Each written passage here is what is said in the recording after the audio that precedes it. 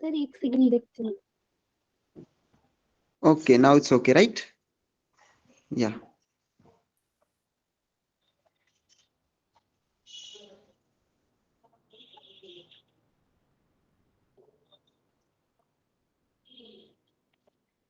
So अभी अपन अपना session start करते हैं on the remote sensing. So I am going to share my screen first.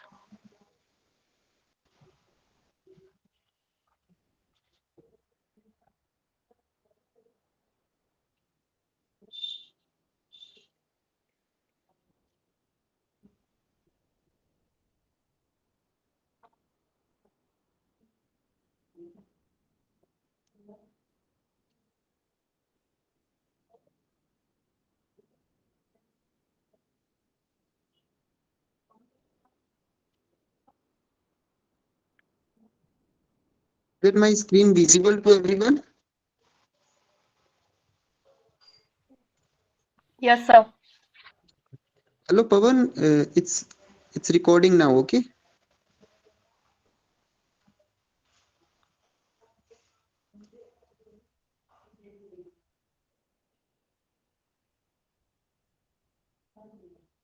Okay, now your screen is visible, right?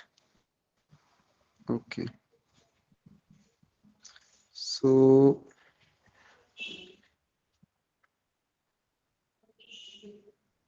ये देखिए, सबसे पहले देख पा रहे अपन रिमोट सेंसिंग का सिलेबस देख लेते हैं ना, क्या है सिलेबस, तो उससे अपने को एक ब्रीफ में आइडिया मिल जाएगा कि कौन से टॉपिक्स अपने को कवर अप करने हैं, right? Is it visible to everyone? Yes और no please? Yes sir. Okay, so let's see. देखो ये अपना टॉपिक नंबर 5 है प्रीलिम्स का, पेपर सेकंड का, रिमोट सेंसिंग. कौन से टॉपिक्स अपने को कवर करने, ये आप एक बार के लिए अपने माइंड में रखो, ताकि जैसे ही हम सेशन को कंटिन्यू रखेंगे तो आपको एक आइडिया लगेगा कि हाँ ये टॉपिक यहाँ पे है, ये टॉपिक यहाँ पे है. ओके, सो देखो पहला टॉपिक है फंडामेंटल्स ऑफ रिमोट सेंसिंग. कि जो आपका रिमोट सेंसिंग का जो टॉपिक है, रिमोट सेंसिंग जब हम जहाँ पे काम में लेंगे तो कौन से फंडामेंटल प्रिंसिपल है जो फिजिक्स के, जो अपने रिमोट सेंसिंग में काम आने वाले हैं, तो उसको अपने को कवर करना है. देन अपने को इलेक्ट्रोमैग्नेटिक स्पेक्ट्रम को कवर करना है. इलेक्ट्रोमैग्नेटिक स्पेक्ट्रम का जो फ्रीक्वेंसी रेंज है, जो वेवलेंथ का ऑर्डर है, जो एनर्जी का ऑर्डर है, right? Gamma ray, X ray, ultraviolet रे, विजिबल, इंफ्रारेड, रेडार, माइक्रोवेव, तो उन सब के बारे में अपने पास एक ब्रीफ आइडिया होना चाहिए. वहां से बहुत बार क्वेश्चन बनते हैं. एनर्जी, फ्रीक्वेंसी एंड वेवलेंथ का जो रिलेशन है, you know that the energy relation E equals to H nu and H C upon lambda, right? बहुत ही बेसिक सा फॉर्मूला है, बट प्रीलिम्स के अंदर 2 क्वेश्चन तो आराम से इसके ऊपर बन जाते हैं. 1 और 2 क्वेश्चन इसके ऊपर बनेगा. डायरेक्ट फॉर्मूला भी आपसे पूछा जा सकता है, अदरवाइज न्यूमेरिकल में भी आपसे पूछा जा सकता है एनर्जी फ्रीक्वेंसी रिलेशन के ऊपर. हाँ पवन. हाँ, हो गया कि रिकॉर्डिंग स्टार्ट? हाँ, नाउ इज रिकॉर्डिंग. ओके, वो किसी ने कर दिया. Okay okay. सो उसके अलावा अपने को क्या कवर करना है रिमोट सेंसिंग के पार्ट के अंदर? देखो अपने को एक स्टीफन बोल्ट्जमैन का लॉ देखना पड़ेगा, वीन्स लॉ देखना है. बेसिकली ब्लैक बॉडी रेडिएशन का टॉपिक है. इलेक्ट्रोमैग्नेटिक एनर्जी को कवर करना है, इसका इंटरेक्शन कैसे हो रहा है, ये बहुत इंपॉर्टेंट टॉपिक है. यहाँ से क्वेश्चन बनेगा, जो आपका मेन क्वेश्चन होगा कि electromagnetic energy and its interaction, इसका जो इंटरेक्शन है विद द एटमोस्फियर, एटमोस्फियर के साथ में कैसे इंटरेक्शन हो रहा है, एंड विद टेराइन फीचर्स कौन से, तो ये अपन डिस्कस करेंगे. उसके अलावा we will see that Planck's radiation law, इसको कवर करेंगे. यहाँ से बहुत बार क्वेश्चन बनता है अपने प्रीलिम्स के अंदर. देन उसके बाद में थर्मोडायनेमिक्स का टॉपिक आ जाए. ओके, सो क्लास स्टार्ट करने से पहले ये चीजें आप अपने माइंड में रखोगे, सो क्लास को कैरी करने में थोड़ा सा मजा भी आएगा आपको आगे पढ़ने के अंदर. कि आपको रिमोट सेंसिंग का पार्ट है, उसमें कौन से टॉपिक आज हम कवर करेंगे. Fundamentals of remote sensing, then electromagnetic spectrum, energy, frequency, wavelength का जो रिलेशनशिप है उसको कवर करेंगे. Then Stefan Boltzmann law, Wien's law, electromagnetic energy and its interaction in the atmosphere and with terrain features, Planck radiation law, इन सब चीजों को आज अपन कवर करेंगे. ओके, सो इसके लिए 2 मोस्ट इंपोर्टेंट बुक्स हैं जो मैंने आपको ग्रुप में शेयर किया था, राइट? सो उनमें से एक बुक मैं अभी ओपन करता हूं. देखो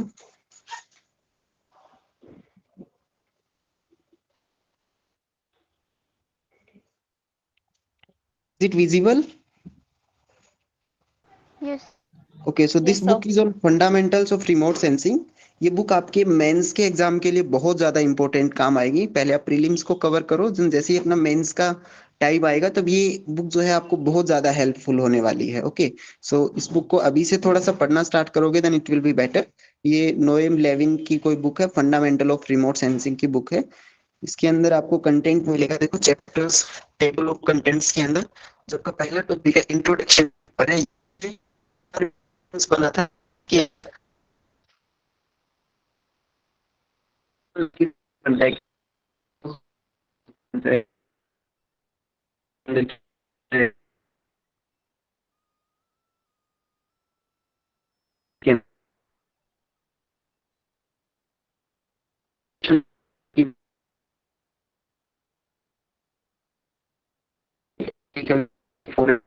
जियोलॉजी में, हाइड्रोलॉजी में, मैपिंग करने में कैसे आप काम में लोगे इसको। तो ये पूरा चैप्टर एक इंट्रोडक्शन है कि आपका रिमोट सेंसिंग है क्या, definition of remote sensing, and then कुछ चीजों के अंदर कुछ टर्मिनोलॉजी है जो रिमोट सेंसिंग में काम आती है, उनके बीच में क्या क्या कंपैरिजन क्या क्या है।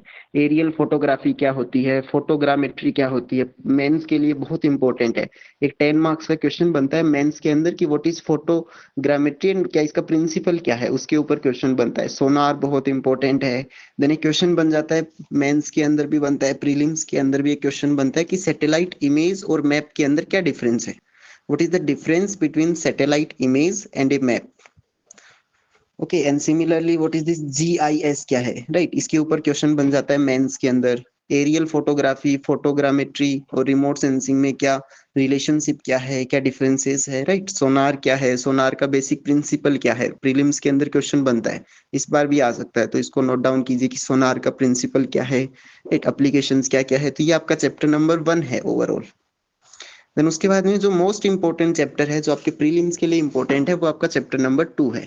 जो मोस्ट ऑफ द सिलेबस है प्रीलिम्स का आपका चैप्टर नंबर 2 के अंदर कवर हो जाएगा। इलेक्ट्रोमैग्नेटिक एनर्जी, एंड जो इलेक्ट्रोमैग्नेटिक एनर्जी है उसका इंटरेक्शन कैसे हो रहा है एटमॉस्फेयर के साथ में, वो सब चीजें यहाँ पे आपको मिलेगी।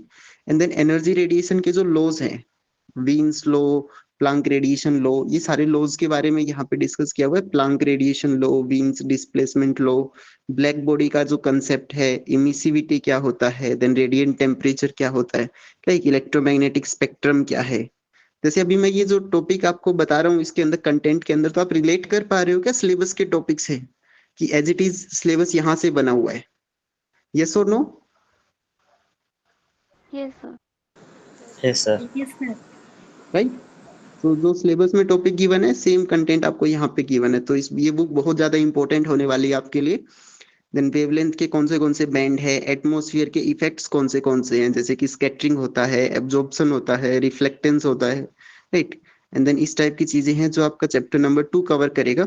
बाकी जो चैप्टर है chapter number 3, chapter number 4, 5 and आगे के चैप्टर वो आपके मेंस के लिए है, राइट। तो जब भी आपका प्रीलिम्स हो जाता है देन उसके बाद इस बुक को गो थ्रू करना, 3, 4, 5 जो भी आगे के चैप्टर्स है।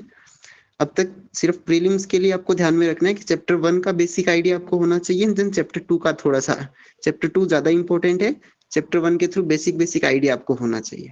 ओके,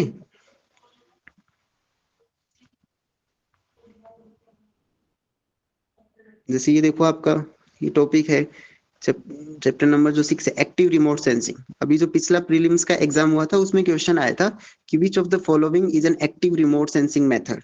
4 ऑप्शन होते हैं, उसमें एक पैसिव था एंड देन बाकी एक्टिव मेथड थे, तो यहाँ से क्वेश्चन पुट अप हो जाता है। We will see all this. Okay, so यहाँ से देखिए आपका जो चैप्टर नंबर 1 है, सबसे पहले रिमोट सेंसिंग होता क्या है, डेफिनेशन क्या है रिमोट सेंसिंग का, तो यहाँ पे गिवन है आपको रिमोट सेंसिंग क्या बेसिकली चीज है। तो देखो यहाँ पे आपको गिवन है, in the broadest sense the measurement of or acquisition of information of some property of an object or an phenomena by a recording device, and सबसे इंपॉर्टेंट चीज है इसमें is not in physical or intimate contact। Remote sensing का meaning ही यही है कि physical contact नहीं है, रिमोटली एक्सेस कर रहे हैं अपन किसी चीज को, थोड़ी डिस्टेंस से एक्सेस कर रहे हैं, राइट। जो आपका सेंस हो रहा है और जिसके थ्रू हम सेंस कर रहे हैं चीजों को, दोनों के बीच में डिस्टेंस है, रिमोटली है दोनों, मतलब डायरेक्ट फिजिकल कांटेक्ट में नहीं है, तो वो एक रिमोट सेंसिंग के बारे में है। विद एन ऑब्जेक्ट और फेनोमेना अंडर स्टडी, तो रिमोट सेंसिंग में बेसिकली क्या है, कोई फिजिकल कांटेक्ट नहीं है, तो ये एक चीज आप ध्यान में रखोगे। जैसे फॉर एग्जांपल के लिए एयरक्राफ्ट हो गया, स्पेस क्राफ्ट हो गया, शिप हो गया, इस तरह की जो डिवाइसेस हैं जिनसे हम इंफॉर्मेशन गैदर कर रहे हैं, तो ये सारी चीजें यहाँ पे आपके काम आएगी। ओके, जैसे आपको बताया कि ये बहुत प्यारी चीज है, देखो आप अपने डेली लाइफ से इसको रिलेट कर सकते हो। As human we are intimately familiar with remote sensing. हम अपने एवरीडे लाइफ के अंदर रिमोट सेंसिंग से फेमिलियर होते हैं। जैसे कि आप इस पीडीएफ को देख रहे हो अपने फोन के अंदर, गूगल मीटिंग को देख रहे हो, तो क्या आपके आईज का और ये जो फोन की स्क्रीन है, क्या उनका फिजिकल कॉन्टेक्ट हो रहा है या फिर कुछ डिस्टेंस पे है वो दोनों? राइट, समझ पा रहे हो ना चीज को? आपकी जो आईज है एंड जो आपकी जो स्क्रीन है, दोनों के बीच में कुछ डिफरेंस है, दोनों फिजिकल कांटेक्ट में नहीं है, एंड देन फिर भी आप उसको एक्सेस कर पा रहे हो। जो चीजें आपको स्क्रीन पे दिखाई दे रही है वो आपके दिमाग में फिट हो रही है, आप उसको सेंस कर पा रहे हो। तो बेसिकली एक रिमोट सेंसिंग है। Is it clear? यस और no? Yes sir. Yes sir. Okay, so remote sensing अपने ह्यूमन एवरीडे लाइफ के अंदर भी अपन काम में लेते हैं, तो जो भी विजुअल प्रोस्पेक्टिंग करते हैं वहां पे काम में लेते हैं। राइट, तो ये चीजें थोड़ा सा ध्यान में रखिएगा। आईज, ईयर्स, ये सब अपने क्या है, एक तरीके से रिमोट सेंसिंग डिवाइसेस हैं।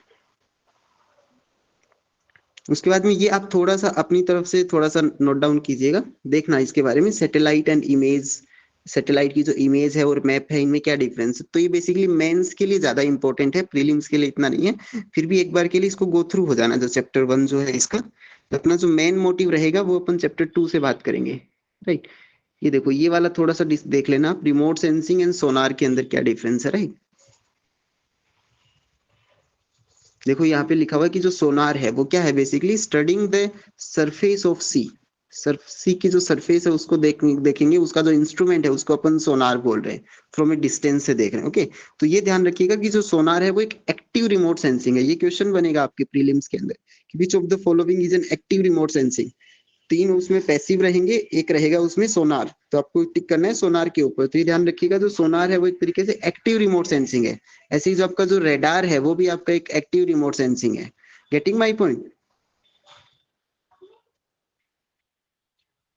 सर, या एक्टिव और पैसिव रिमोट सेंसिंग में डिफरेंस क्या है, कैसे हम पता कर सकते हैं ओके ओके, कौन अभी सा देखो एक्टिव भी, है? हाँ ये अच्छा क्वेश्चन है। अभी देखो आपका जब मेंस का एग्जाम होगा तो उसमें क्वेश्चन आएगा active and remote, passive remote sensing में क्या डिफरेंस है। अभी हम इस चैप्टर को गो थ्रू करेंगे ना, तो यहीं पे आएगा, देखो टर्मिनोलॉजी आएगा, एक्टिव क्या है एंड पैसिव क्या है।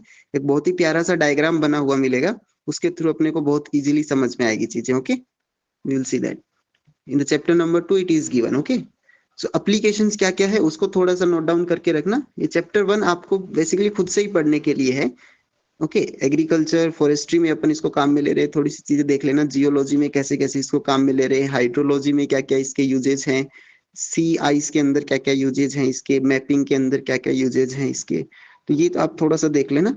अपना जो मेन फोकस रहेगा प्रीलिम्स के हिसाब से वो चैप्टर नंबर 2 का रहेगा। चैप्टर नंबर 2 अपना इलेक्ट्रोमैग्नेटिक रेडिएशन पे बेस्ड है। राइट, तो सबसे पहले आपको ये पता होना चाहिए कि इलेक्ट्रोमैग्नेटिक एनर्जी है क्या। तो electromagnetic energy refers to all energies that move with the speed of light. पहले प्रीलिम्स के अंदर रिमोट सेंसिंग से बहुत ही ऐसे छोटे छोटे क्वेश्चंस बनेंगे, बहुत ही सिंपल सिंपल क्वेश्चन बनेंगे। राइट, सबसे पहले पूछेगा कि जो इलेक्ट्रोमैग्नेटिक एनर्जी है वो किस स्पीड से ट्रेवल कर रहा है, then you will say velocity of light से ट्रेवल करता है। राइट, एक हार्मोनिक वेव पैटर्न में ट्रेवल करता है। ओके, देन इलेक्ट्रोमैग्नेटिक एनर्जी जो है वो behave as though it consist of many individual bodies like photons. तो पूछेगा ये फोटोन के कंसेप्ट के ऊपर कोई क्वेश्चन बन सकता है कि जो फोटोन है वो पार्टिकल नेचर भी शो करता है एंड देन वेव नेचर भी शो करता है। राइट, कौन सा फेनोमेना है जिससे पार्टिकल नेचर का शो होता है, कौन सा नेचर है जिससे वेव नेचर का शो होता है। तो ये थोड़ा सा ध्यान में रखिए। And then electromagnetic wave speed of light से ट्रेवल करती है, you all know that. Then speed of light कितनी है वो ध्यान में रखिए, 3 × 10⁸ मीटर पर सेकेंड है। वेवलेंथ, फ्रीक्वेंसी और स्पीड ऑफ लाइट में क्या रिलेशन है वो ध्यान में रखिए, c equals to lambda times n। यहाँ पे n फ्रीक्वेंसी है, लैम्डा वेवलेंथ है, c स्पीड ऑफ लाइट है। तीनों की डेफिनेशन यहाँ पे गिवन है, स्पीड ऑफ लाइट क्या है, वेवलेंथ क्या है एंड देन फ्रीक्वेंसी क्या है। ओके, तो इन तीनों की डेफिनेशंस आप यहाँ से देख लीजिएगा, ये रिलेशन है, इसके ऊपर डायरेक्ट क्वेश्चन बन जाता है प्रीलिम्स के अंदर। एंड जो आपकी जो इलेक्ट्रोमैग्नेटिक वेव है वो basically electro and magnetic radiation है, तो उसके अंदर एक इलेक्ट्रिक फील्ड का कंपोनेंट रहेगा, उसके अलावा एक मैग्नेटिक फील्ड का कंपोनेंट रहेगा।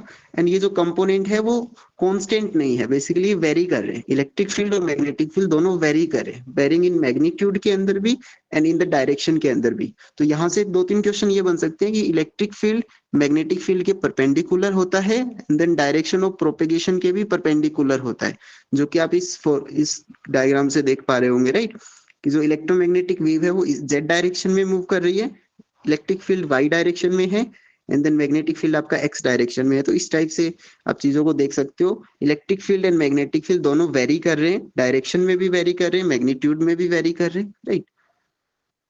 ओके, मैग्नीट्यूड के अंदर वेरी कर रहे हैं, डायरेक्शन इनका फिक्स है। तो ये चीजें थोड़ा सा ध्यान में रखिए। क्या रिलेशन क्या है इनका, speed of light, wavelength and frequency का, उसको थोड़ा सा देख के रखिए। यहाँ पे एकदम वेवलेंथ और फ्रीक्वेंसी को अच्छे से एक्सप्लेन किया हुआ है, राइट। ये वेवलेंथ कहाँ से लेके कहाँ तक आप वेवलेंथ बोल रहे हो, ये इसका कंपैरिजन आप देख सकते हो ना, कि किसकी वेवलेंथ ज्यादा है, किसकी वेवलेंथ कम है। जिस वेव की वेवलेंथ ज्यादा होगी उसकी फ्रीक्वेंसी कम होगी। जैसे ये वाली वेवलेंथ कम है देन इसकी फ्रीक्वेंसी हाई है, तो एक दूसरे से इनवर्सली रिलेटेड है, राइट। तो यहाँ से कभी कभार क्वेश्चंस बन जाते हैं, सो इनको थोड़ा सा अच्छे से देख लेना। देन आपका जो मेन टॉपिक है इंटरेक्शन मैकेनिज्म, बहुत इंपॉर्टेंट टॉपिक है। तो इंटरेक्शन कौन सी इंटरेक्शंस होती है जब एक इलेक्ट्रोमैग्नेटिक वेव ट्रेवल करती है किसी मीडियम के अंदर, राइट। तो electromagnetic wave, when electromagnetic wave encounter करती है किसी भी मैटर के अंदर, मैटर जो है वो सॉलिड हो सकता है, लिक्विड हो सकता है एंड देन गैस हो जाता है। Then the interaction take place at the, या तो सरफेस के ऊपर इंटरेक्शन होगी जिसको आप सरफेस फेनोमेना बोलोगे, और हो सकता है कि इलेक्ट्रोमैग्नेटिक वेव पेनिट्रेट कर जाए। अगर पेनिट्रेट करेगी तो इंटरेक्शन वॉल्यूम फेनोमेना होगा। तो दो चीजें आपको क्लियर हो गई यहाँ से कि सरफेस फेनोमेना क्या है एंड देन वॉल्यूम फेनोमेना क्या है। Okay, the surface and volume interaction with matter can produce a number of changes in the incident electromagnetic radiation. जब भी कोई इलेक्ट्रोमैग्नेटिक वेव किसी मैटर में से ट्रेवल करेगी तो दो तरीके के फेनोमेना होगा, सरफेस फेनोमेना होगा, वॉल्यूम फेनोमेना होगा।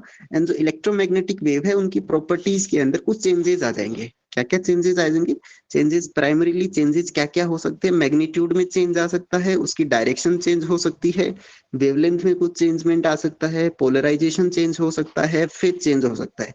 ये सब चीजें पॉसिबल है जब कोई इलेक्ट्रोमैग्नेटिक वेव किसी मीडियम में ट्रेवल करेगी। Okay, the science of remote sensing, जबकि जो रिमोट सेंसिंग है उसका फंडामेंटल प्रिंसिपल क्या है, साइंस ऑफ रिमोट सेंसिंग क्या करेगी, वो डिटेक्ट करेगी, किसको डिटेक्ट करेगी, दीज चेंजेस, जो आपकी इलेक्ट्रोमैग्नेटिक वेव के अंदर जो चेंजेस हुआ जब कोई इलेक्ट्रोमैग्नेटिक वेव किसी मीडियम में ट्रेवल कर रही है, तो उसके मैग्नीट्यूड में, उसके डायरेक्शन में, उसकी वेवलेंथ में, उसके पोलराइजेशन में, उसके फेज में क्या चेंजेस आया, उस चेंज को ही रिकॉर्ड करना अपना रिमोट सेंसिंग का फंडामेंटल प्रिंसिपल है।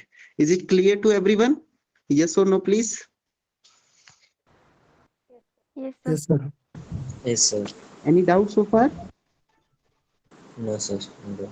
ओके ओके, अब बेसिकली क्या होगा, रिमोट सेंसिंग से क्या करेंगे अपन, इन चेंजेस को डिटेक्ट करेंगे एंड देन उसके बाद में अपन इमेज बनाएंगे, रिजल्टिंग इमेज बनाएंगे। जो अपने को डाटा मिलेगा, जो चेंजमेंट जो हुआ फेज के अंदर, पोलराइजेशन के अंदर, वेवलेंथ के अंदर जो चेंजमेंट हुआ, उन डाटा को अपन कलेक्ट करेंगे, देन उसको अरेंज करेंगे, तो उससे अपने को एक रिजल्टेंट इमेज मिलेगी। इमेज के थ्रू अपन आइडेंटिफाई करते हैं चीजों को। तो देखो इंटरेक्शन कौन सी इंटरेक्शंस हो सकती है, द फॉलोइंग इंटरेक्शंस में अकर। पहला इंटरेक्शन हो सकता है कि रेडियो, जो आपकी रेडिएशन है वो ट्रांसमिट हो सकती है। ट्रांसमिशन का क्या मतलब हुआ कि पास्ट थ्रू द सब्सटेंस के थ्रू पास हो गई, उसको ट्रांसमिटेड बोलेंगे। इस केस में क्या होगा, the velocity of electromagnetic radiation change होगी as it is transmitted from air और वैक्यूम इनटू अनदर सब्सटेंस। तो ये ध्यान रखिए कि उसकी वेलोसिटी चेंज हो जाएगी जब भी कोई इलेक्ट्रोमैग्नेटिक रेडिएशन किसी एक मटेरियल से दूसरे मटेरियल में पास हो रही है। जैसे एयर से वैक्यूम में जा रही है, वैक्यूम से एयर में जा रही है, ग्लास में जा रही है, तो बेसिक चेंज किस में आएगा, उसकी वेलोसिटी में चेंज आएगा। तो एक क्वेश्चन बनता है, इस बार प्रीलिम्स में आया था, कि कौन सी क्वांटिटी है जो चेंज नहीं होती इलेक्ट्रोमैग्नेटिक रेडिएशन जब एक मीडियम से दूसरे मीडियम में ट्रेवल करती है, तो कौन सी उसकी फंडामेंटल प्रॉपर्टी है जो चेंज नहीं होती है। चार ऑप्शन रहते हैं, wavelength, energy, frequency and then light की जो आपकी जो स्पीड है वो। तो उसका एनीवन कोई बताएगा क्या आंसर होगा उसका, ऐसी कौन सी Frequency. तो इट्स फ्रीक्वेंसी रिमेन अनचेंज। तो ये क्वेश्चन बनता है प्रीलिम्स का, यही कंसेप्ट यही रहेगा, इस बार भी पूछा जाएगा, बट क्वेश्चन की फ्रेमिंग चेंज हो जाएगी। Getting my point? ओके, उसके बाद देखो क्या क्या चीजें हो सकती है। देन रेडिएशन में भी एब्जॉर्ब, पहला अपन ने देखा कि ट्रांसमिशन हो सकता है, दूसरा क्या हो सकता है कि रेडिएशन एब्जॉर्ब हो सकती है। और जब भी कोई चीज एब्जॉर्ब होगी तो एनर्जी उसकी लूज होगी, राइट। तो ये क्या बोल रहा है, absorb by a substance and give up its energy largely to the heating of the substance. Electromagnetic wave किसी मटेरियल पे इंसिडेंट हुई एंड देन वो अब्जॉर्ब हो गई, तो जो इलेक्ट्रोमैग्नेटिक वेव के पास जो एनर्जी है वो सारी एनर्जी हीट के फॉर्म में डिसिपेट हो जाएगी सब्सटेंस के अंदर, एंड देन जो सब्सटेंस है उसका टेम्परेचर इंक्रीज हो जाएगा। ओके, देन रेडिएशन में भी इमिटेड बाय ये सब्सटेंस, कोई सब्सटेंस है तो उसमें से रेडिएशन इमिट भी हो सकता है। यू ऑल नो दैट कोई भी बॉडी है 0 केल्विन से अगर ज्यादा टेम्परेचर है उसका, तो हमेशा वो क्या करेगी, कुछ एनर्जी रिलीज करेगी, कुछ इंसिडेंट उसकी एनर्जी होगी, कुछ इमिट करेगी as a function of its structure and temperature, right. ये देखो यहाँ पे लिखा हुआ है कि all matter at temperature above absolute 0 kelvin emits energy, right. तो ये थोड़ा सा ध्यान में रखना। देन रेडिएशन जो है ट्रांसमिट हो सकती है, एब्जॉर्ब हो सकती है, इमिटेड हो सकती है, इसी टाइप से स्केटर्ड भी हो सकती है। स्केटर्ड का मतलब क्या हुआ, that is deflected in all directions, हर डायरेक्शन में डिफ्लेक्ट हो सकती है, and lost ultimately to absorption और फर्दर स्कैटरिंग। स्कैटरिंग के भी कौन से फेनोमेना है उसको भी अपन स्टडी करेंगे। स्कैटरिंग से भी बहुत इंपॉर्टेंट एक क्वेश्चन बनता है प्रीलिम्स के अंदर, अभी आगे अपन उसको डिस्कस करेंगे। एंड देन उसके अलावा वेव जो है वो रिफ्लेक्ट हो सकती है। देन रिफ्लेक्ट होगी तो आपको पता है कि अगर मिरर रिफ्लेक्शन हो रहा है, स्पेकुलर रिफ्लेक्शन हो रहा है, तो उस केस में आपका जो एंगल ऑफ इंसिडेंस है वो एंगल ऑफ जो रिफ्लेक्टेंस है उसके इक्वल होता है, राइट। इसी तरह से अब डिफ्यूजन के बारे में थोड़ा सा अपने को स्टडी करना है, राइट। तो ये देखो यहाँ पे आपको डायग्राम बनाया हुआ है, कितना प्यारा डायग्राम है, यहाँ से आप सारी चीजों को अच्छे से देख सकते हो। ये आपका अर्थ का कोई सरफेस है, इरेगुलर सरफेस है, यहाँ पे सी है, यहाँ पे लैंड है, यहाँ पे ये दोनों चीजें आपको शो कर दी। अब जैसे ही कोई इलेक्ट्रोमैग्नेटिक रेडिएशन यहाँ से इंसिडेंट हो रही है, वो देखो यहाँ से एब्जॉर्ब, यहाँ पर एब्जॉर्प्शन हो रहा है, यहाँ पे उसका ट्रांसमिशन हो रहा है, यहाँ पे रिफ्लेक्शन हो रहा है, एंड देन राइट यहाँ पे कोई इलेक्ट्रोमैग्नेटिक रेडिएशन आई, एटमॉस्फेयर में किसी पार्टिकल से स्कैटरिंग किया तो उसका स्कैटरिंग हो गया। इसी तरह से उसका स्पेकुलर रिफ्लेक्शंस हो सकता है, इमिटेंस हो सकता है, अलग अलग डिफ्यूज रिफ्लेक्टेंस हो सकता है। तो ये सारी प्रोसेसेस यहाँ पे होती है, राइट। तो इनको एक बार अच्छे से कवर अप कीजिएगा। The interaction with any particular form of matter are selective with regard to the electromagnetic radiation, तो इसको थोड़ा सा देख लेना। ये उसके बाद इंपॉर्टेंट टॉपिक है लॉज ऑफ, तो कौन से लॉज है, जैसे पहला है प्लांक्स का जो रेडिएशन लॉ है, राइट। तो उसके बारे में अपने को डिस्कस करना है कि सबसे पहली बात ये ब्लैक बॉडी रेडिएशन से रिलेटेड है ये टॉपिक, प्लांक्स का जो रेडिएशन लॉ है।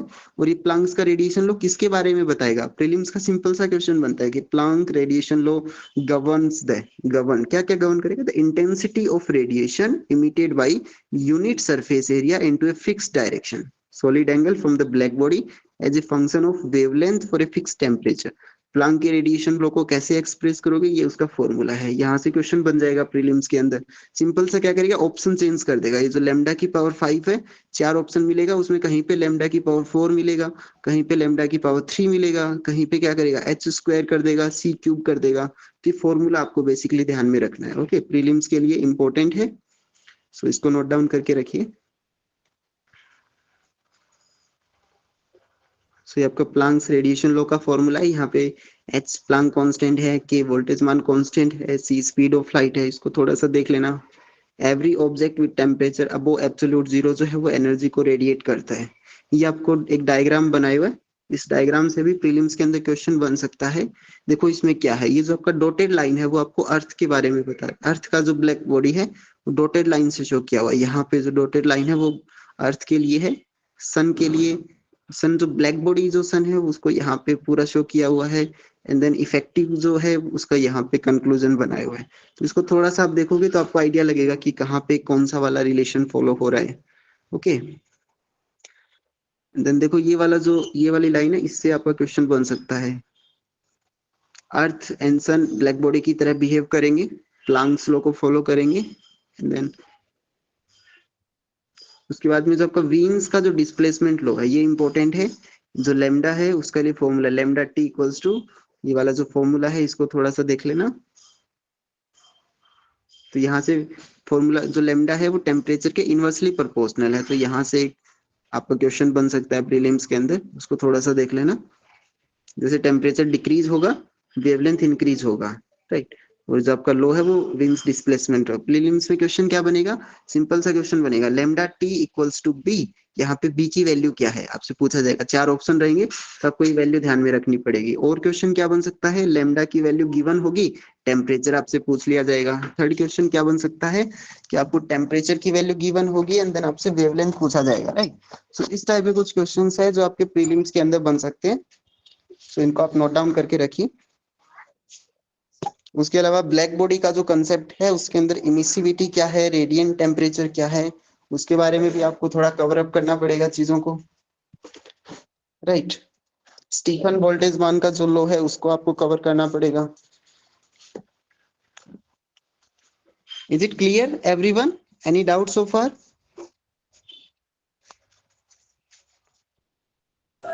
No, sir. क्लियर है ना सारी चीजें? Yes, sir.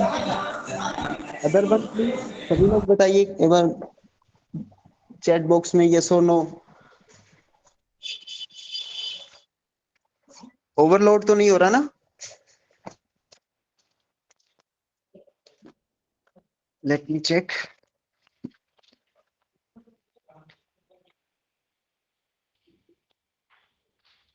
आकांक्षा, Jayesh, Adarsh, Sayondas, okay, Madhumita, okay. So सबको क्लियर है, राइट? ओके। किसी ने हैंड राइज किया क्या? हाँ या सर, बोलिए। मैंने किया था सर। सर जो नाइट विजन का प्रिंसिपल है ये और रिमोट सेंसिंग का है, ये जरा एक्सप्लेन करके बताओ ना सर। जो इंफ्रारेड करते हैं ना नाइट विजन में। सॉरी, आप अपना क्वेश्चन रिपीट कीजिए प्लीज, क्या बोल रहे हो? सर ये जो नाइट विजन डिवाइसेस यूज करते हैं ना डिफेंस में। हेलो। आपकी आवाज क्लियर नहीं आ रही, आप एक बार चैट बॉक्स में अपना क्वेश्चन पुट अप कीजिए, okay, okay sir. And will see that. You are asking difference between remote sensing or what? Okay, you just write it in the chat box, you will see that. Yeah.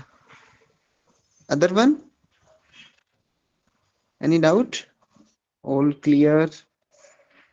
Okay, so please tell author of the book in this is this Lovin.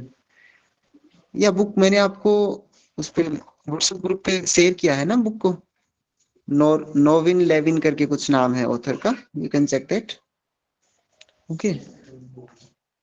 या so black body का जो concept है वहां से आपका question बनेगा, emissivity and radiant temperature पे कई बार क्वेश्चंस फ्रेमिंग हो जाते हैं। जो आपका स्टीफन्स लॉ का जो फॉर्मूला है उसको थोड़ा सा ध्यान से देख लीजिएगा।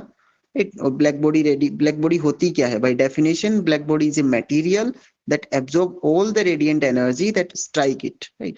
जितनी एनर्जी उसके ऊपर स्ट्राइक हो रही है उसको एब्जॉर्ब कर लेगा and also radiate the maximum amount of energy which is dependent on the kinetic temperature। ये आपका स्टीफन वोल्टेजमान लॉ को ध्यान में रखिए, जो कांस्टेंट है वोल्टेजमान कांस्टेंट उसको ध्यान में रखिए। यहाँ से प्रीलिम्स में क्वेश्चन बन जाता है, इसकी यूनिट डायमेंशन पूछ लिया जाता है कभी कभार, तो उसको थोड़ा सा ध्यान में रखिए, राइट। एंड ये जो आपकी जो टेबल है वहां से एक क्वेश्चन जरूर बनेगा, तो इस टेबल को थोड़ा सा अच्छे से देखिए, कौन सा मटेरियल है, उसकी इमिसिविटी क्या है, सबसे ज्यादा इमिसिविटी किसकी है, सबसे कम किसकी है, पॉलिश्ड मेटल सरफेस की कितनी है, ग्रेनाइट की कितनी है। इस बार प्रीलिम्स में पूछा गया था, इसमें से किसी एक के बारे में पूछा था कि उसकी इमिसिविटी का ऑर्डर कितना है, तो उसको थोड़ा सा देखिएगा इमिसिविटी के बारे में। फॉर द ब्लैक बॉडी के लिए इमिसिविटी 1 होती है। जो भी आप ये क्वेश्चन बनेगा प्रीलिम्स के अंदर, for the black body emissivity option रहेगा 1, less than 1, greater than 1, right, इस टाइप का क्वेश्चन रहेगा। उसके बाद रियल मटेरियल पे बन सकता है क्वेश्चन की इमिसिविटी लेस देन 1 होता है, इमिसिविटी होता क्या है उसको देख लीजिएगा, राइट। एंड देन उसके अलावा इमिसिविटी जो होता है वो वेवलेंथ पे डिपेंड करता है, ये भी बहुत इंपॉर्टेंट कंसेप्ट है, इसको भी एक बार के लिए नोट डाउन कीजिएगा, ओके। सो ये कुछ चीजें हैं जो आपसे पूछी जा सकती है। देन इलेक्ट्रोमैग्नेटिक स्पेक्ट्रम के ऊपर क्वेश्चन बन सकता है आपका, ये वाला जो आपको डायग्राम दिया हुआ है यहाँ से क्वेश्चन बनेगा, एक क्वेश्चन कंफर्म बनेगा। सो इसको अच्छे से देखना, वेवलेंथ का इंक्रीजिंग ऑर्डर कैसा है, फ्रीक्वेंसी का इंक्रीजिंग ऑर्डर कैसा है, हायर फ्रीक्वेंसी किसकी है, राइट, सबसे ज्यादा फ्रीक्वेंसी गामा रेज की, उसके बाद में एक्स रेज की, then ultraviolet, visible, infrared, microwave and radio wave. ये आपके फ्रीक्वेंसी का इंक्रीजिंग ऑर्डर है, ये आपकी वेवलेंथ का इंक्रीजिंग ऑर्डर है कि कौन सी की वेवलेंथ कितनी है, गामा रेज की वेवलेंथ कितनी है, एक्स रेज की वेवलेंथ किस ऑर्डर की है, विजिबल की वेवलेंथ किस ऑर्डर की है, राइट। ब्लू, ये जो आपके 7 कलर्स है उनमें से किसी का पूछा जा सकता है, रेडियो वेव, माइक्रोवेव, इन सब के बारे में आपसे क्वेश्चन बन सकता है। तो ये इंपॉर्टेंट है, इसको एक बार के लिए नोट डाउन कीजिएगा। नोट्स बना रहे हो क्या साथ साथ में, लाइक एकदम ऐसे टू द पॉइंट कुछ कुछ चीजें नोट डाउन करते चलो, सिर्फ की कंसेप्ट लिखते रहो कि ये सब चीजें आपको करना है। जैसे क्लास खत्म हो जाए उसके बाद में दोबारा से बुक को ओपन करके एंड देन वापस से आप रिवाइज करना उस चीजों को, राइट। नोट्स बना रहे हो क्या साथ साथ में?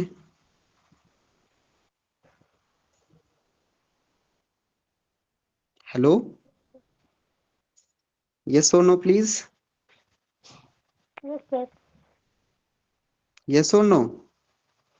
Yes sir. Short notes of topics, हाँ शॉर्ट शॉर्ट में एक बार के लिए से हाँ कंसेप्ट लिखते रहो, की पॉइंट लिखते रहो कि ये इमिसिविटी अपने को पढ़ना है, ये जो टेबल है उसको पढ़ना है अपने को, राइट। तो इस टाइप से चीजों को थोड़ा थोड़ा लिखते रहो एंड देन उसके बाद में देख लेना। ओके, किसने क्वेश्चन पूछा था, active remote sensing, passive remote sensing? नहीं सर, सर मैंने। मैंने पूछा।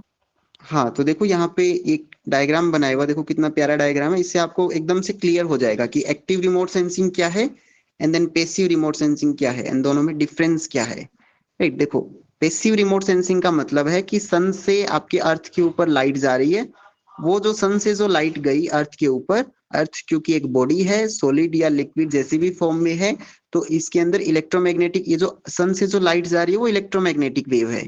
जब किसी मैटर के ऊपर जब ये इंसिडेंट हो रही है तो कुछ प्रोसेस होगी, स्कैटरिंग होगा, डिफ्यूजन होगा, राइट, ट्रांसमिशन होगा, रिफ्लेक्शन होगा, उन सब प्रोसेस के थ्रू एक सेंसर के अंदर अपन रिकॉर्ड कर लेंगे। तो ऐसी चीजें जो अपन सन के मीडियम के थ्रू अपन यूज में कर रहे हैं चीजों को, वो पैसिव सिस्टम है, राइट। उसके अंदर पैसिव सिस्टम है। एक्टिव सिस्टम में क्या होगा कि हमने एक सेंसर बनाया, वही अपने की जो लाइट है वही इंसिडेंट कर रहा है और उसी इंसिडेंट लाइट को आप वापस सेंस कर रहे हो। समझ पा रहे हो चीजों को? Passive and active remote sensing में क्या डिफरेंस है? पैसिव रिमोट सेंसिंग का मतलब है कि ऐसी सेंसिंग जिसको आप कभी भी कर सकते, मतलब आप जैसे आपका जो सोर्स है वो यूनिवर्सल सोर्स है, जैसे सन है तो सन के थ्रू एनर्जी आ रही है, आपको सिर्फ उसको सेंस करना है। जबकि एक्टिव सेंसिंग में क्या है, आपको भी एक्टिव रहना पड़ेगा, आपको पहले लाइट इंसिडेंट करनी पड़ेगी, फिर वो जो लाइट वापस रिफ्लेक्ट होगी उसको आप सेंस करोगे, तो आपकी एक्टिव रिमोट सेंसिंग है। Is it clear? Yes sir. Okay, so या तो यहाँ से क्वेश्चन बनेगा, इसको अच्छे से कवर करना कि active and passive remote sensing में क्या डिफरेंस है। इन सबके एटलीस्ट ट्राई करना कि एक्टिव रिमोट सेंसिंग के 5 एग्जांपल्स, पैसिव रिमोट सेंसिंग के 5 एग्जांपल्स अपने नोट्स के अंदर नोट डाउन करना, उन्हीं में से एक क्वेश्चन प्रीलिम्स में बन जाएगा। विच of the following is active, which of the following is passive, right. वैसे मैचिंग का भी पूछ सकता है, एक्टिव पैसिव को मैच करो, कौन सा किसका है, प्रिंसिपल क्या है, तो इस टाइप की क्वेश्चन बन सकते हैं। देखो यहाँ पे लिखा हुआ भी है कि जो आपकी पैसिव रिमोट सेंसिंग है, पैसिव रिमोट सेंसिंग जो है वो रिकॉर्ड करेगा द एनर्जी, नेचुरल जो एनर्जी है, नेचुरल एनर्जी रेडिएटेड और रिफ्लेक्टेड फ्रॉम एन ऑब्जेक्ट। तो पैसिव के अंदर जो मेन की पॉइंट है वो नेचुरल एनर्जी है, राइट। एंड जो एक्टिव रिमोट सेंसिंग है वो क्या करता है, इट्स ओन एनर्जी सोर्स है। एक्टिव रिमोट सेंसिंग के अंदर जो सोर्स है वो आपको खुद का होगा, पैसिव रिमोट सेंसिंग के अंदर नेचुरल एनर्जी सोर्स है, right? तो active remote sensing supplies its own source of energy which is directed at the object in order to measure the returned energy, right? देखो यहाँ पे लिखा हुआ भी है कि क्या क्या एग्जांपल्स है इसके। फ्लैश फोटोग्राफी, ये क्वेश्चन बनता है, इस बार आया था। फ्लैश फोटोग्राफी जो है वो कैसा है, एक रिमोट सेंसिंग है, एक्टिव रिमोट सेंसिंग है। ओके, जो लाइट फोटोग्राफी है वो आपका पैसिव सिस्टम है, लाइट फोटोग्राफी पैसिव है एंड आपका जो फ्लैश फोटोग्राफी है वो एक्टिव सिस्टम है, right? इसी तरह से दिया हुआ देखो other common active remote sensing कौन से, रेडार हो गया। तो रेडार का प्रिंसिपल क्या है, यहाँ से भी क्वेश्चन बनता है, which provide its own source of electromagnetic energy in microwave region. ये एक क्वेश्चन बनेगा आपका प्रीलिम्स का कि जो आपका जो रेडार है वो कौन सा इलेक्ट्रोमैग्नेटिक एनर्जी का के प्रिंसिपल पे काम करता है, तो ये माइक्रोवेव एनर्जी पे काम करता है, राइट। तो ये एक प्रीलिम का क्वेश्चन बन गया, रेडार वेव के ऊपर क्वेश्चन बनेगा, माइक्रोवेव के अंदर काम करता है ये। एयरबोर्न लेजर स्कैनिंग जो है वो कौन सा है, एक एक्टिव रिमोट सेंसिंग है, एयरबोर्न लेजर स्कैनिंग, राइट। और ये कौन से रीजन में काम करता है, विजिबल एंड इंफ्रारेड लाइट के अंदर ये काम करेगा। ओके, सो ये चीजें आपको क्लियर होनी चाहिए। उसके अलावा देखो ये क्या, वेवलेंथ बैंड, ये जो टेबल है बहुत इंपॉर्टेंट है, यहाँ से भी एक क्वेश्चन आपका प्रीलिम्स का बन सकता है, तो इसको भी अच्छे से कवर करना।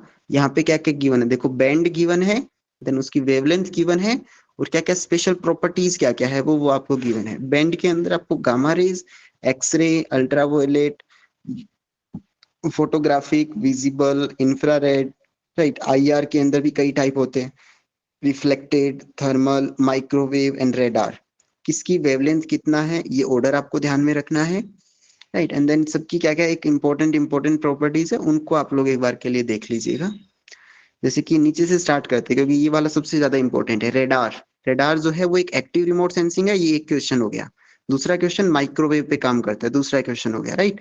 और रेडार क्या है, एक रिमोट सेंसिंग डिवाइस है, तो तीसरा क्वेश्चन हो गया। प्रीलिम्स के क्वेश्चन है ये, एक टॉपिक से 3 क्वेश्चन हो गए।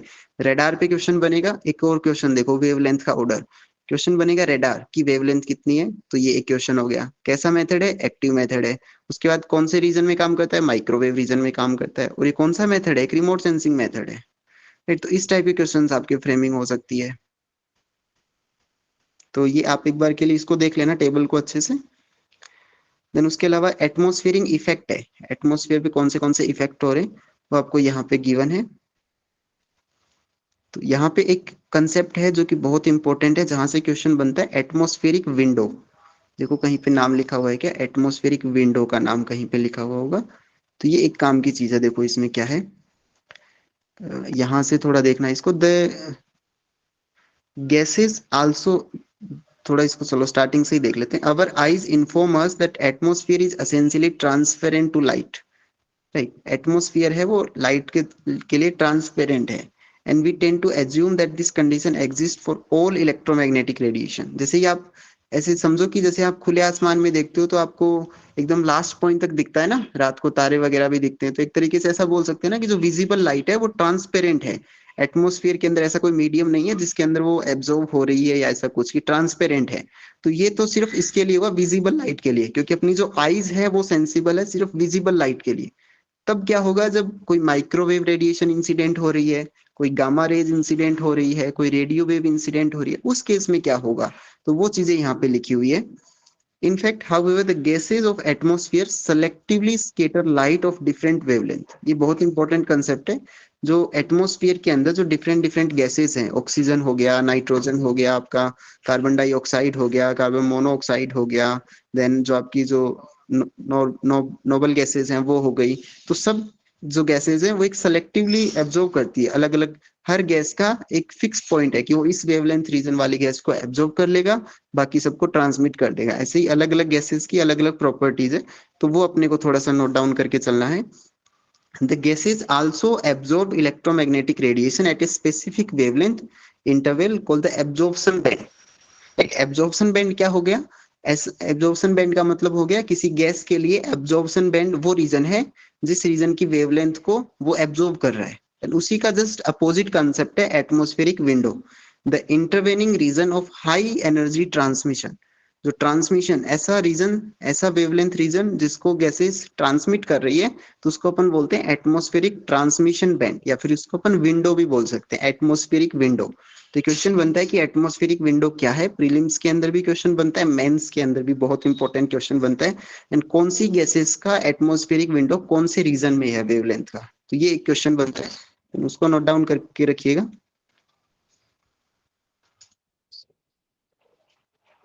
Is it clear to everyone? Any doubt so far you can ask. समझ में आ रही है क्या चीजें? हेलो, यस और no please. Yes sir. Yes sir. Yes sir.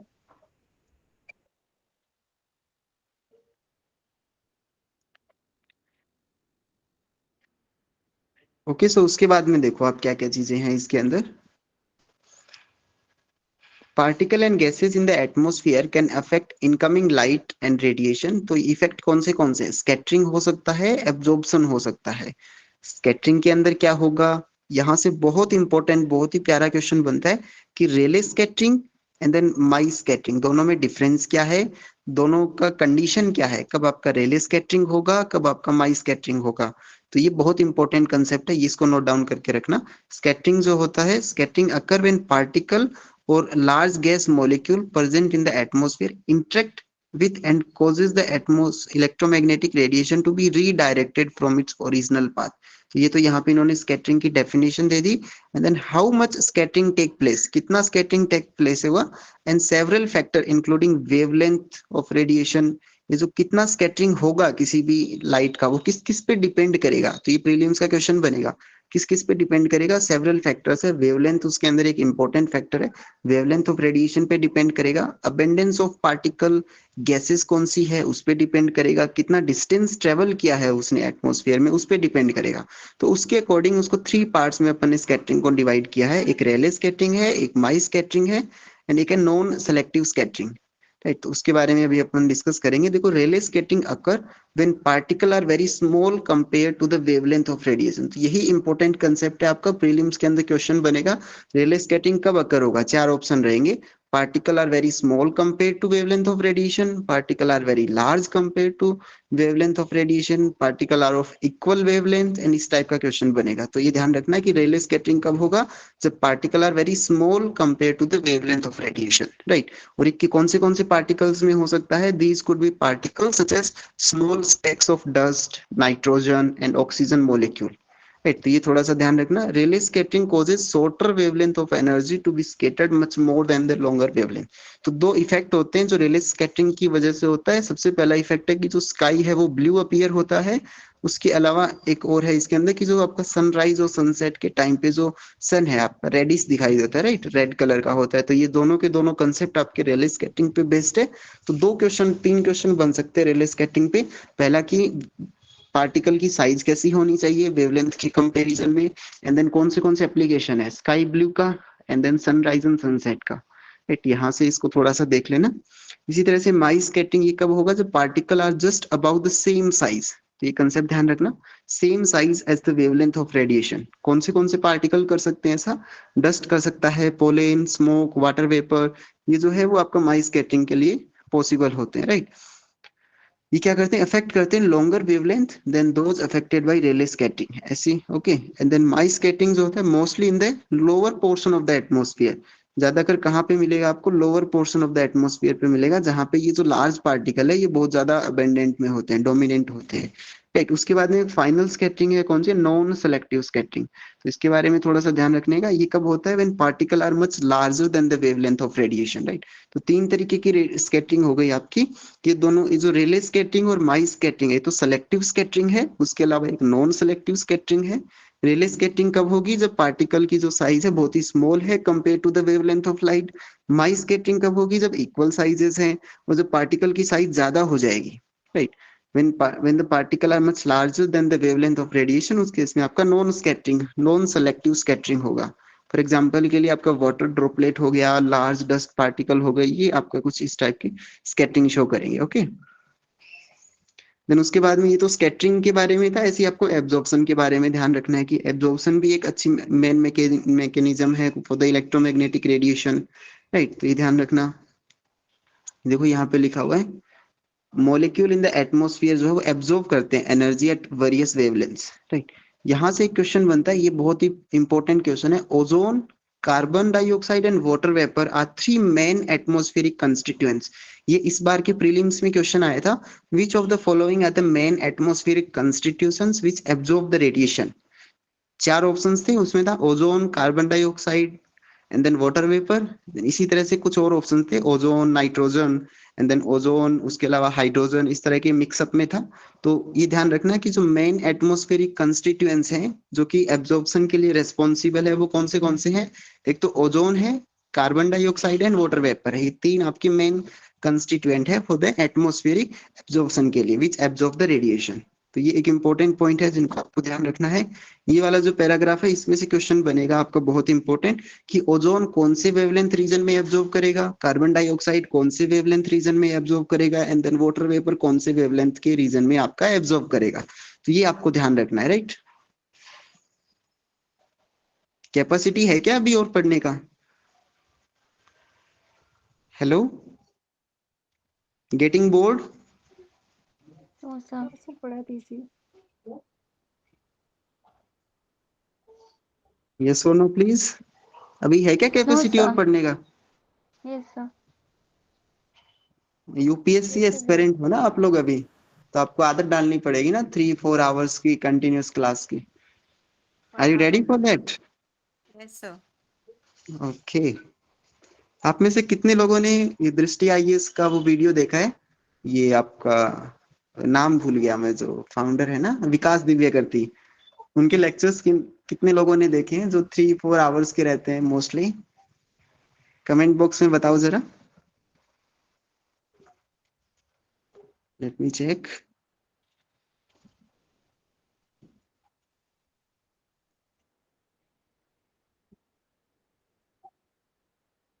हाँ मिलेगा ये। शेफाली, गणेश, बाकी सबने नहीं देखा किसी ने भी? Other one?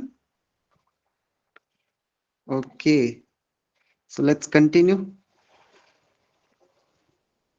ओके, ये देखो यहाँ से बहुत आपका इंपॉर्टेंट क्वेश्चन बनने वाला है। देखो कौन सा क्वेश्चन है कि the drop toward the ultraviolet due to scattering of an strong ozone absorption. ये दिखाई दे रहा है ना आपको, स्ट्रॉन्ग ओजोन एब्जॉर्प्शन। ओजोन का एब्जॉर्प्शन कहाँ पे होगा? At wavelength short of 0.35 micrometer. Ozone also display absorption at 9.6 micrometer. तो ओजोन के लिए दो रेंज है, ऐसी ऑक्सीजन के लिए है 0.76 माइक्रोमीटर, देन कार्बन डाइऑक्साइड के लिए है 2.01, 2.06 एंड 1.6 माइक्रोमीटर। तो यहाँ से प्रीलिम्स का क्वेश्चन बनता है, इसको नोट डाउन करके रखना है। Water causes most of the rest of absorption through out the spectrum. Okay, तो ये थोड़ा सा देख लेना। देन एक प्रीलिम्स का क्वेश्चन बनता है कि जो OH बॉन्ड वाले जो मिनरल है उनका कैसे पता चलेगा? तो उसके लिए रीजन लिखा हुआ है, we will see that spectral region near 1.4 and 3 micrometer can be diagnostic of OH bond। ऐसे मिनरल जिनमें OH बॉन्ड होगा उनका एब्जॉर्प्शन बैंड 1.4 या फिर 3 माइक्रोमीटर पे मिलेगा, क्योंकि जो OH बॉन्ड है उसका एब्जॉर्प्शन का रीजन यहाँ पे होता है। राइट, तो ये थोड़ा सा देख लेना। यहाँ पे आपको एटमॉस्फेरिक विंडो का भी वो लिखा हुआ है, डेफिनेशन लिखा हुआ है, those areas of spectrum which are not severally influenced by atmospheric absorption। Atmosphere का ऐसा रीजन जहां पे एब्जॉर्प्शन नहीं हो रहा है, इलेक्ट्रोमैग्नेटिक रेडिएशन ट्रांसमिट कर सकती है इजीली, वही आपका रीजन आपका रिमोट सेंसिंग में काम आएगा। बहुत इंपॉर्टेंट कंसेप्ट है, और ऐसे रीजन को आप बोलते हो एटमॉस्फेरिक विंडो। ये जो आपको डायग्राम बनाया हुआ है, ये आपका एटमॉस्फेरिक विंडो के लिए डायग्राम बनाया हुआ है, इसको देख लेना। देखो ट्रांसमिशन, ट्रांसमिटेंस है वाई एक्सिस के ऊपर, इधर की तरफ वेवलेंथ है। किस वेवलेंथ रीजन का ट्रांसमिशन सबसे ज्यादा है? जैसे देखो ये वाला है 1.4 के आसपास, आपको एक डिप दिखाई दे रहा होगा। अगर ऐसी वेवलेंथ इलेक्ट्रोमैग्नेटिक रेडिएशन अगर आपके एटमॉस्फेयर में ट्रेवल करेगी तो उसका जो ट्रांसमिशन है वो 0 होगा। दैट मीन्स उसका ट्रांसमिशन होगा ही नहीं, तो वो क्या एब्जॉर्ब हो गई कंप्लीटली। इसी तरह से देखो ये जो आपका 1.6 के आसपास, 1.67 के आसपास ट्रांसमिशन सबसे ज्यादा है, तो ये आपकी एटमॉस्फेरिक विंडो है, यहाँ से ट्रांसमिशन ज्यादा है ना, तो ये आपकी सारी एटमॉस्फेरिक विंडो है। Is it clear?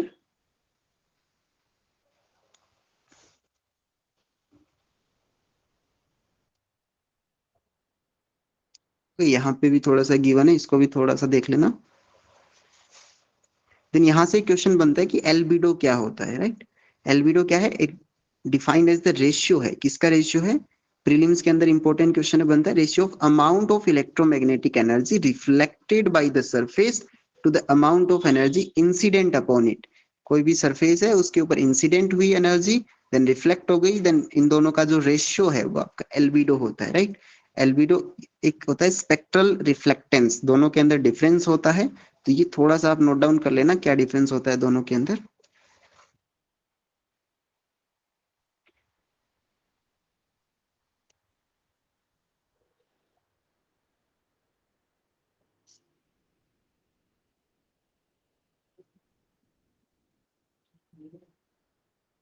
बस ये जो इम्पोर्टेंट आपके रिमोट सेंसिंग के क्वेश्चंस बन सकते हैं वो यहाँ से बनेंगे। Is it clear to everyone? Yes और no please. Yes, sir. Yes, sir. Okay, थोड़ा सा चैप्टर Yes, नंबर sir. 3 को भी देख लेना। जो आपका सेंसर वाला जो टॉपिक है उसके अंदर क्या चीजें आप देख लेना। देखो, देखना कि ऑर्बिट क्या होता है किसी सैटेलाइट के लिए, स्वाथ क्या होता है, ग्रेविटेशनल फोर्स का फॉर्मूला, सेंट्रीफ्यूगल फोर्स का फॉर्मूला, राइट? दोनों का बैलेंसिंग क्या होता है, उसके अलावा यहाँ पे कुछ कुछ चीजें हैं। जियो स्टेशनरी ऑर्बिट बहुत ही इंपॉर्टेंट कंसेप्ट है, मेंस के हर बार एग्जाम में क्वेश्चन बनता है, हर मेंस के एग्जाम में क्वेश्चन बनता है कि जियो स्टेशनरी ऑर्बिट क्या है, नॉन पोलर ऑर्बिट क्या है, कितने किलोमीटर की डिस्टेंस पे होता है, 36,000 किलोमीटर की डिस्टेंस पे है। इसको थोड़ा सा देख लेना, ये जो आपका केपलर्स लॉ के ऊपर बेस्ड जो रिलेशन है, T square is proportional to a cube, यहाँ से हर बार क्वेश्चन बनता है आपके प्रीलिम्स के अंदर।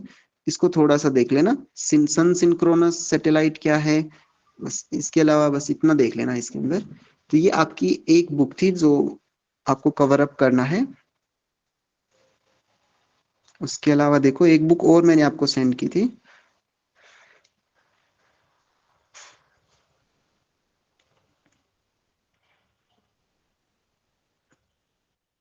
देखो ये दूसरी बुक है, रिमोट सेंसिंग जियोलॉजी के ऊपर बुक है, किसी इंडियन ऑथर की है, रवि पी गुप्ता करके कोई है। तो इसका भी चैप्टर 1 एंड चैप्टर 2 अच्छा दिया हुआ है, उसके अंदर देखो क्या चीजें हैं।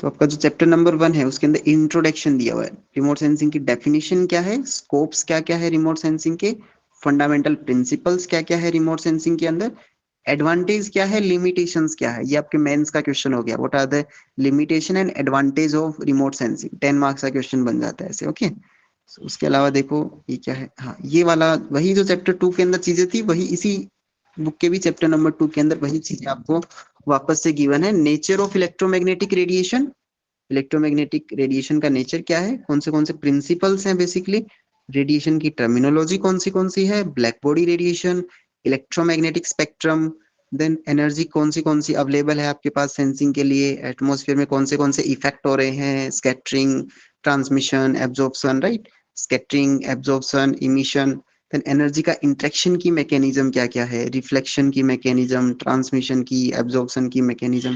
तो बस इसका भी चैप्टर नंबर 2 आप लोग एक बार के लिए देख लीजिएगा। ओके बताओ आपको ये चैप्टर 2 भी रिवाइज करवाऊं क्या एक बार, थोड़ा सा बताऊं इसके बारे में या फिर खुद कर लोगे? हाँ सर, एक बार बता दीजिए। चैट बॉक्स में बताओ।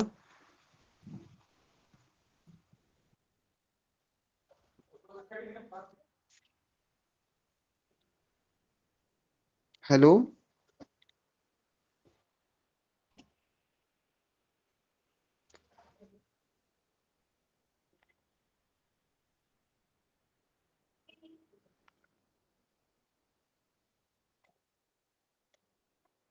यस और नो प्लीज। यस सर, बता दीजिए। ओके सो देखिए क्या है इसके अंदर,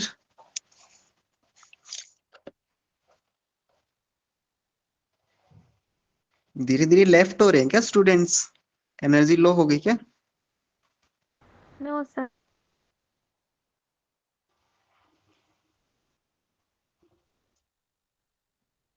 आपका जो चैप्टर नंबर 1 है उसमें डेफिनेशन दिया हुआ है आपका रिमोट सेंसिंग का। बेसिकली रिमोट सेंसिंग क्या है, इंफॉर्मेशन को ऑब्टेन करना है without touching the object itself, right. तो ये सिंपल सा डेफिनेशन है, जैसे कि एरोमैग्नेटिज्म हो गया, एरो इलेक्ट्रोमैग्नेटिक हो गया, राइट, ये चीजें इसके अंदर रहेगी।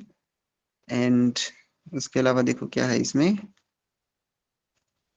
बेसिक जो रिमोट सेंसिंग के लिए जो बेसिक अपन काम में लेते हैं वो ये वाला वेवलेंथ रीजन काम में लेते हैं, 0.4 से लेके 30 सेंटीमीटर वेवलेंथ काम में लेते हैं। यही क्यों काम में लेते हैं, क्योंकि ये आपका एटमॉस्फेरिक विंडो है, यहाँ पे ट्रांसमिशन ज्यादा होता है, राइट।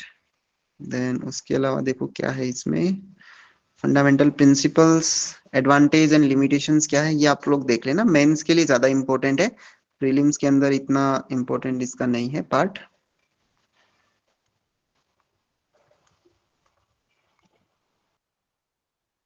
देखो ये जीपीएस के ऊपर मेंस के अंदर क्वेश्चन बनता है 10 मार्क्स का, यहाँ पे लिखा हुआ है ना जीपीएस सर्वे, ये मेंस के लिए क्वेश्चन बनता है, तो ये मेंस के टाइम पे काम आएगा आपको, राइट। ये डायग्राम बनाना पड़ेगा आपको मेंस के अंदर।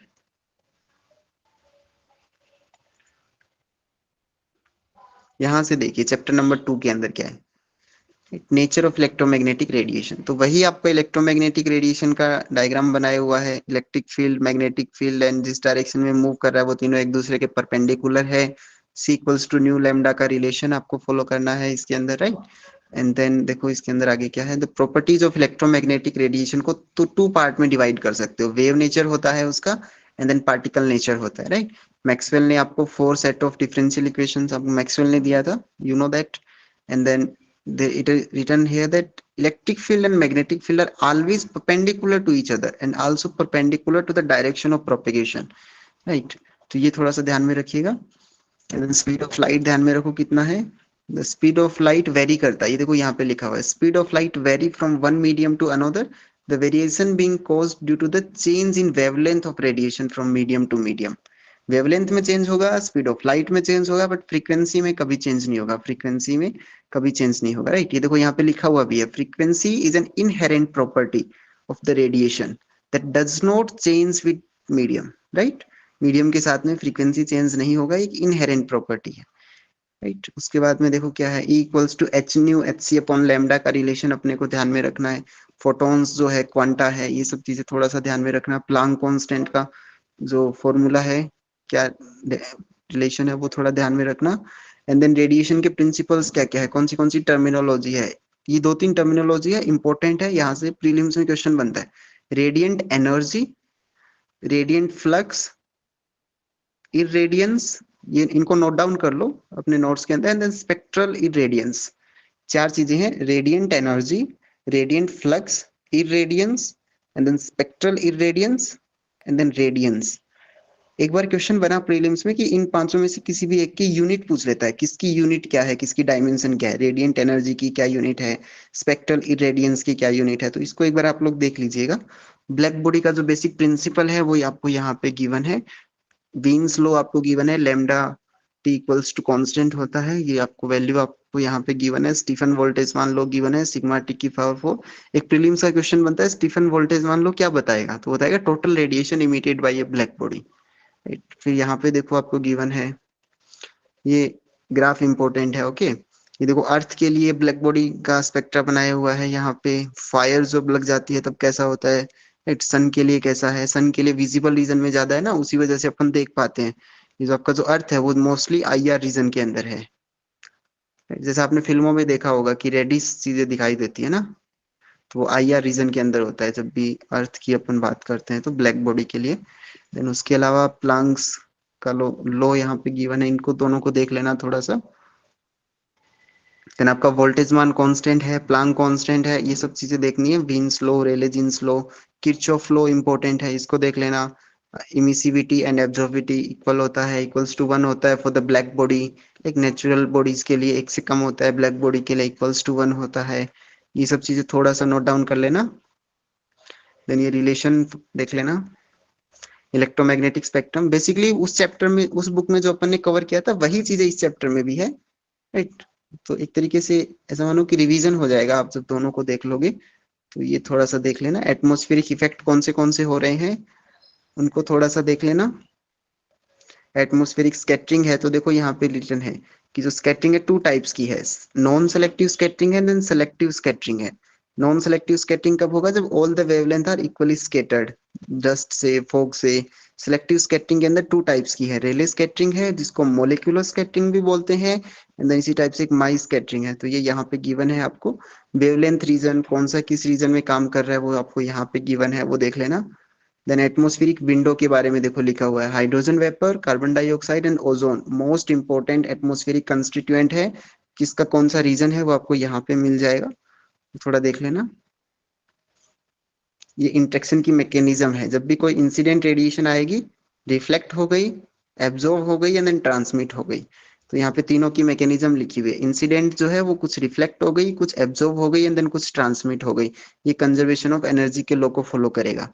रिफ्लेक्शन जो है वो रिफ्लेक्शन भी 3 टाइप्स का है, स्पेकुलर रिफ्लेक्शन हो सकता है, राइट। इस तरह से कुछ दिया हुआ है, वो तीनों देख लेना आप लोग।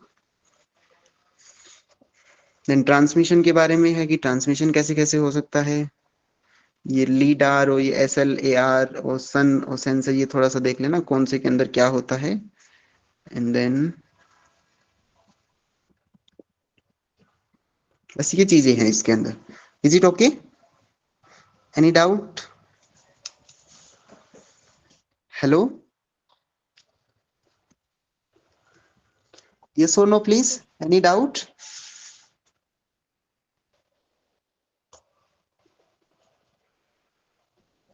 आवाज आ रही है क्या मेरी? No doubt, No, sir. sir. No doubt. Okay, let me ask. Akanksha Agarwal, any doubt? No, sir. Clear है सब कुछ? Others? Yes. Yes, sir. Akanksha, Bizal Mehta, Divya Jyoti, hello Divya Jyoti, Bijal Mehta, Akanksha, Ganesh,